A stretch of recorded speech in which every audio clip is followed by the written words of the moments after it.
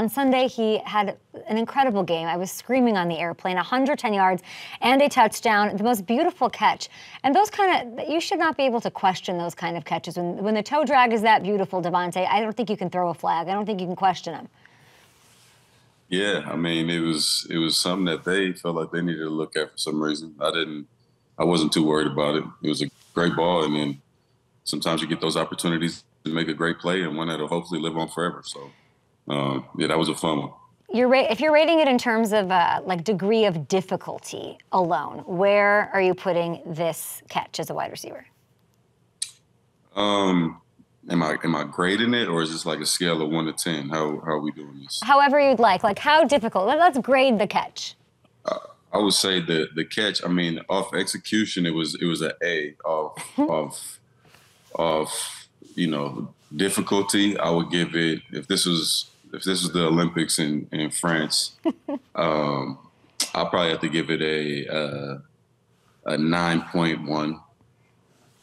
9.1. I mean, I would go high. You're parallel to the ground, Davante. It doesn't make sense. Like this is why I failed physics, because I don't understand. Yeah, no, physics, geometry, all of that. I feel like I did really well in. So. I was kind of set up. I was set up to make this play. I saw it coming in. I put the coordinates in, and then just had to get the smooth criminal going and keep the feet down. Did you see all the smooth criminal memes that started going around on social media after this? Yeah, my family sent enough of them to me, so I seen them all for sure. I think I'm a little bit lower than what he was. I did hit the ground instead though, but I did get pretty low to the ground. I mean, Michael came back up, so let's. I don't know if you could come back up. That would have been a thing. You're wearing the chrome Air Jordan, the one lows. I feel like you were bound to do something special in this game. Can you sort of describe to me, like as somebody watching, I was excited, but what did that do? What sort of spark does that add? Not the shoes, but the catch to the team in that moment. Well, I think the shoes themselves add a little spark to the team as well sometimes. Sometimes I watch some of my teammates walk around the locker room and everybody getting ready. And then, once I get the pads on, that's usually when the cleats go on and you'll see everybody looking around like, what's he wearing today? So sometimes we do get a spark off that. But being able to make a play like that is obviously, big and a very big moment in the game. That's when the big players got to show out and show up. So. Got called on, and AP obviously was relying on me to come through for the team and the rest of the team as well. So got opportunities, just had to convert.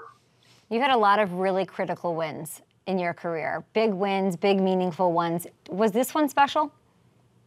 This one was big, man. This was one of the biggest wins for sure as a Raider. Hopefully we start getting in some bigger games, playoffs and all that type of stuff where I can, put something above it. But for right now, after losing that first divisional game, coming in and having a game that literally everybody wrote us off on. And, they said, you look at the screen and see all the predictions of everybody calling the game and, what they think the score is going to be. And, literally everybody had the Ravens winning, whether it's by 1 point or, multiple. And then to be 10-point underdogs that was something that we took as disrespect. So we had to show up and didn't play a perfect game by any means, but did enough together to finish it off. So that definitely felt good. And Max Crosby, I mean, he said that your locker room heard all of the critics, all the talking that happened after losing to the Patriots in week 1. And your coach said that you guys felt sort of slighted being the 10-point dogs that you're talking about. What happened at the half? Who's talking? What's being said? What led to the spark outside of your Jordans? Yeah, well, I think it was a bunch of different people that contributed to, to us being able to turn that around and speaking up. And it wasn't just at halftime, too. You saw everybody saw Max talking to Gardner after the pick and, stuff like that. That's just true leadership. That's real leadership because, it's easy for a guy specifically like Max that's out there wrecking the game every time he gets a chance, every time he touches the field. So to be able to jump in there right after making a stop, going and, stopping a tough offense, tough team like the Ravens, and then to, put your captain hat on and let them know you got them and to keep going. That was a big moment for us. And then at halftime, I came in and I talked to the offense, just let them know, we right there and the game is really ours to take. And, obviously they had all the pressure. They couldn't start 0-2, and everybody expected us to be 0-2. So, we just had to come out and finish it. And a couple guys spoke up and lit that fire and made some plays. What did you say to Gardner? I didn't say much to him in particular. I looked over to him after the pick. I let him kind of breathe and get his mind back right. And the defense was out on the field, and I looked over to him, and I just called his name and looked at him and smiled at him and just shook my head, saying basically, we're going to be all right. Don't worry about it. And, I mean, dude is one of the most mentally tough people I've been around, so I wasn't too much worried about him. But, I mean, it is a tough position to be in and a tough position to play, quarterback. So we try to be there for him and make sure he knows that, we got his back. But most times he's already got a good hold of everything mentally, and we just got to be there to support him as much as we can. You saying that he's one of the most mentally tough people that you've been around, it carries a lot of weight. I'd like to hear more about that. What don't we know about that and how important that might be in that locker room? Well, I mean, to have that type of trait is something that's it's imperative when you play the QB position, because, 1 week you're going to have a great game, and then 1 week you may, not have a great game. Or maybe it's just the front, half of the game where it doesn't start off how you want. So just being around him so far, I can tell by the way he responds to the critics. Some of our local beat writers had some BS on a hot mic that they were talking about him, and then for him to bounce back and go into a hostile environment like Baltimore, which obviously we know it's not just the environment, but the team itself is, a force. So to be able to snap out of, having not so great week one and then come in not so great first half and then to finish against a team like that, I mean, without me even saying it, it proves that he has that type of, mental toughness. You got the Panthers. I know you're not going to look past them. They just changed their quarterback. There's a lot going on. You want to build. How do you build? You have this win. It's emotional. It's one of the biggest wins that you've had as a Raider. Gardner, he's second in the league in passing right now. We'll get to the other quarterback who's leading the league in passing in a second. But what's the specific thing that you're like, let's not relent, let's keep going? How can you build off this win? We just got to use it as momentum, look at the tape and see all the good, positive things that we did, that led to us being in a position where we could, beat a team that's as good as Baltimore. And you don't want to take it lightly at all. I mean, it doesn't matter who you're playing. You got to go into that game with the right mindset. Obviously, the Panthers have been shown as of late to be, a Super Bowl caliber team. Mm-hmm. But at the end of the day, we haven't even shown to be a super consistent team yet. So this is a big step for us, being able to come back home, protect this home turf, and get a good win for our fans and for us, obviously. So we're all fired up about it. Like I said, nobody's taking this team lightly. It's still an NFL team with a lot of good football players. So we just got to figure out a way to win it. And, it could be sexy. It can be, not so much, but we just got to win at the end. It was pretty sexy with that catch. I got to tell you, it was pretty nice. You were doing that. You were doing the smooth criminal. Then you had Derek Carr. He was doing an MJ celebration. It's hard to think of two dudes who had better week twos than you. What do you make of these dance moves? What is this? The Bulldogs were on top. He set himself back a little bit with the MJ. I don't know about that one. I'm joking. I love it. I always endorse Derek getting up and dancing. I think he had the Dougie last year, and he had a lot of people surprised, but I was rocking with it. So I'm fired up, man. It's another one of those situations similar to what we're dealing with as the Raiders. That they got a good team over there, but obviously it's been a lot of up and down for Derek over the past few years. So for him to have a start like this is great for confidence and great for the rest of the team as well. You were talking to Rashid Shaheed, and you said something about best coach. You got the best coach over there. Who, what, why, where, what? Receiver coach. My receiver coach from Fresno State is he's over there. He was with Baltimore last year or the past few years. So he moved over there, and now he's the head receiver guy, and he's getting to work with him. And we talk about technique, mindset, and all of the stuff that he helped me develop to be in the position that I am now and have the type of career that I've had, and I can attribute a lot of that to him. So you see the development in Rashid's game and what he's continuing to do, and it's fun to watch. So it's only going to get better. You're talking about Keith Williams. See, Clint Kubiak getting all the love. We've got to give Keith Williams his due here on the show. But a lot of people don't believe in Derek Carr. They didn't believe in him as a Raider. They don't believe in him as a Saint even still. They're saying it's all on Kubiak. You know him. You Bulldogs. Yeah. You wanted to reunite with him, and it didn't work out. Why is this so unsurprising to you, and how frustrating is it to see people still, even now, have things to say? Yeah, well, I mean, it's so hard to please people when you've been playing so long. I mean, that's really what it comes down to.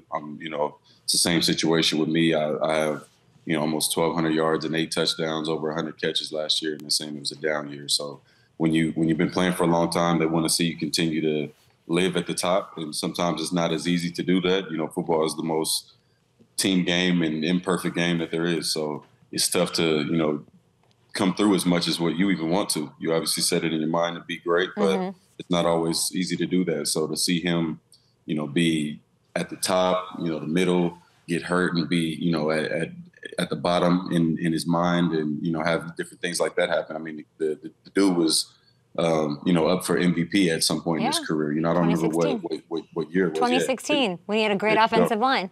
Yeah, exactly. So once, you know, sometimes you just need a little bit of help in whether it's the coaching or the, you know, some of the other guys on the team and support staff, whatever it is. But it's good to see him rolling. You know, I noticed those stats you were rattling off were not on the screen. No, they were not this time. Tay, you memorize stats. What is that? I don't know. Sometimes things jump out at me, and my brain holds on to certain information better than others. But yeah, sometimes I can remember a few things. If you were to give me one sentence, now that it's all said and done, why didn't it work out with Derek Carr and the Raiders? I think ultimately it was the same reason why it didn't work with the old staff. I just think that the fit wasn't right, and I mean he came in, made plays, made me an All-Pro again, and you know we had a great year together. But it's tough to come in and play in any system and work with any coach, and obviously we've seen Derek do that. I mean, probably 10 times over the course of his career. So sometimes it works better than others, but you know, you can sometimes find a new home, and we've seen that with a bunch of different players, not just quarterbacks, where they'll find a new home and, you know, rejuvenate their career. So it wasn't the year he wanted last year either, but they were able to build and, you know, get on the same page with some of the receivers, and you're seeing that camaraderie continue to, you know, elevate, and now they're rolling. Aaron Rodgers, one of those guys trying to go somewhere else, make it happen with a different team. I feel like, I got to be honest, it's really frustrating. I feel like I haven't seen him. Every time I look up, it's the other quarterback. I think everyone's playing the keep away, time of possession, keep his ass on the bench. Like, I don't love seeing it. I love that they got a first real win, a good win as a Jet against those Titans. He had 2 touchdowns.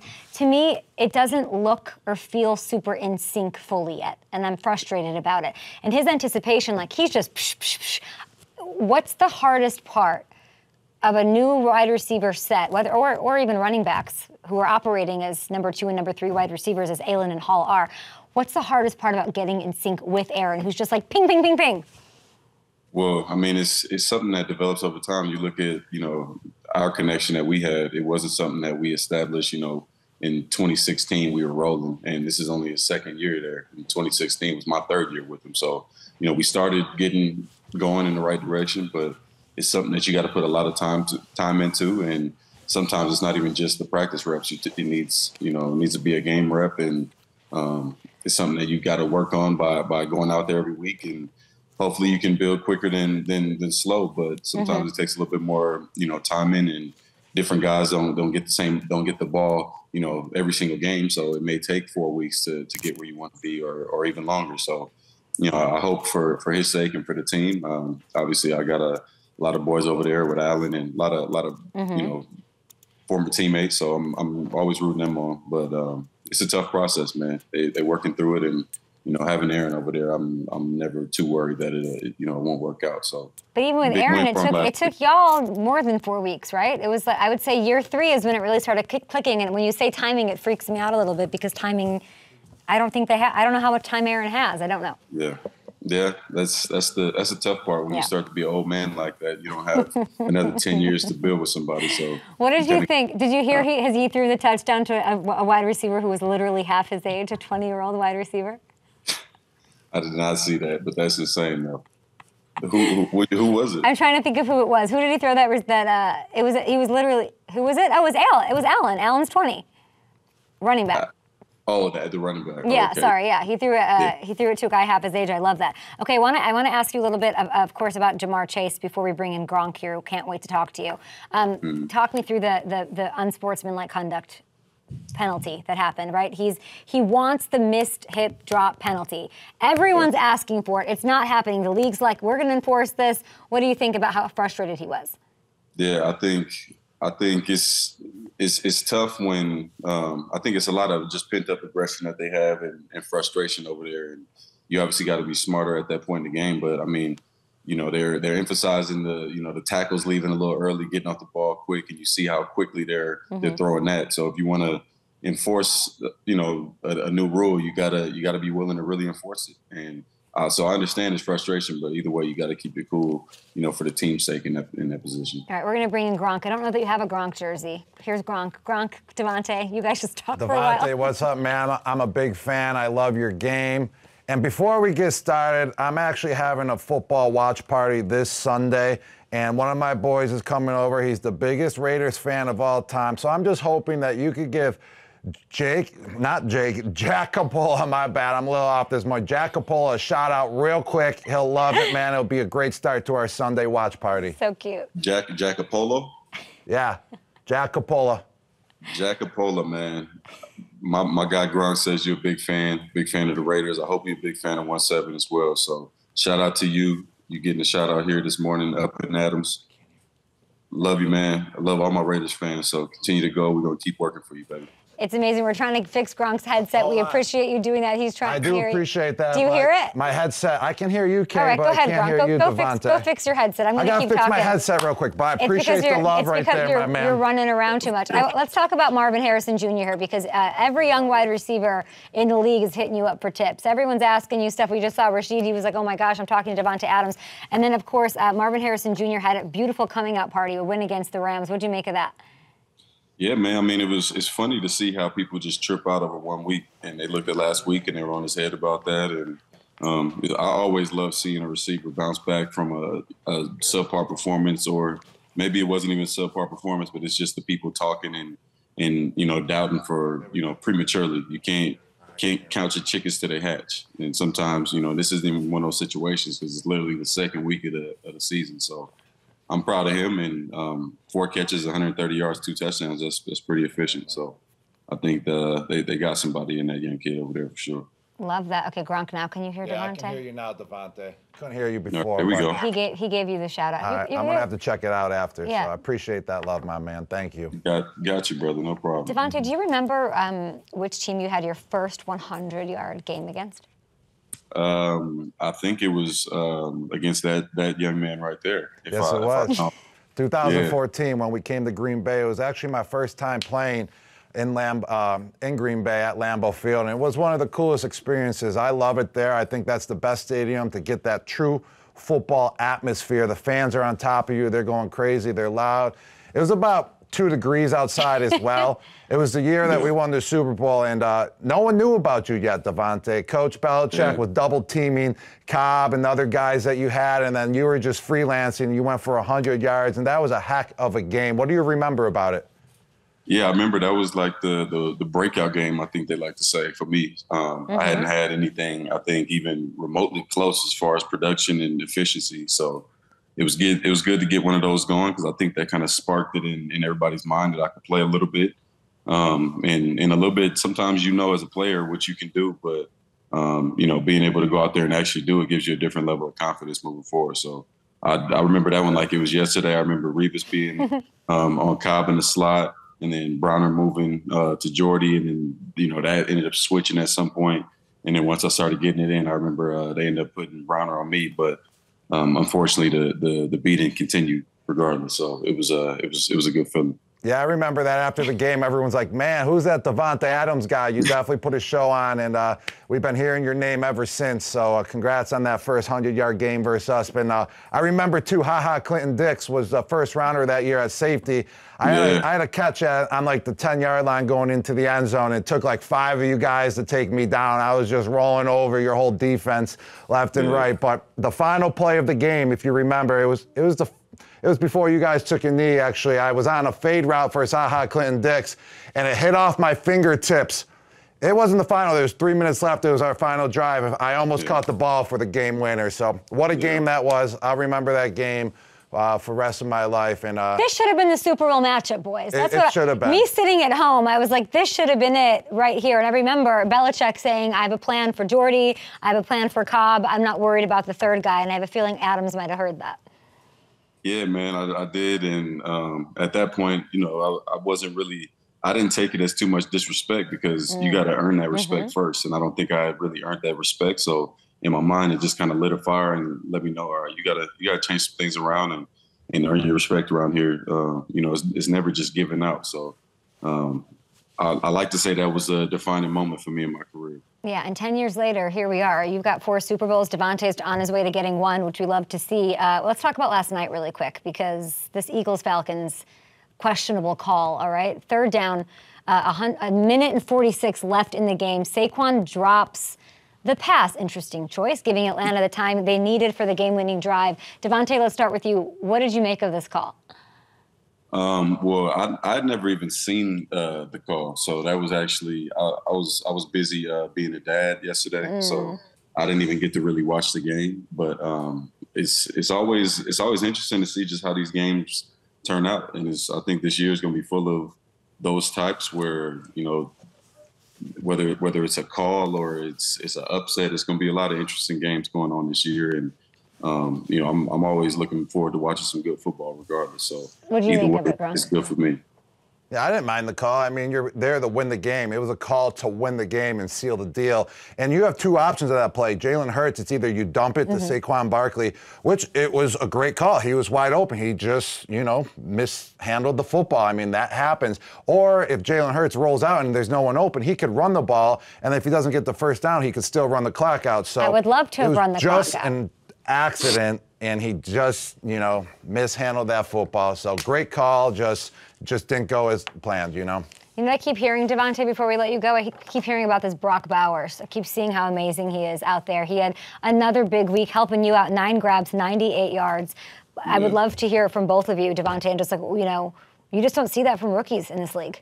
Well, I don't ever like to put any expectation on a young player, but I mean, the type of kid that he is, I mean, he literally only cares about football, and he shows some promise of looking like this guy that's on the screen with us right now. Honestly, I don't want to do that to him or downplay what he's done, because he's one of the best to ever do it, and I totally mean that. But this young player is on a different level for a rookie, and I think Baltimore got a chance to feel that a little bit. You know, I agree with that, Davante. I mean, Brock Bowers, I was a big fan of him when he was with Georgia. The guy's a winner. The guy's a playmaker. Whenever the ball's thrown to him, I love his explosiveness after the catch. And I feel like he's on track, you know, to be better than myself. I mean, I don't think he can, you know, dominate in the trenches the way I dominated in the trenches, but just overall as a pass-catching tight end, I think he can surpass me in many situations. I mean, he already has 15 catches, the most by any rookie of all time in their first 2 games as a tight end. So shout out to Brock Bowers. I'm a big fan. I can't wait to, you know, continue watching him. And apologies to the Panthers. You have to deal with him this week. Davante, congrats on the win. Insane. Did you see his catch? The parallel to toe tapping. What the heck was that? How does that, you know, you're a math guy. I mean, we expect catches like that. How does that happen? Good luck They're against the Panthers. every week. We appreciate you. You're the best, Davante. We appreciate it. Bye.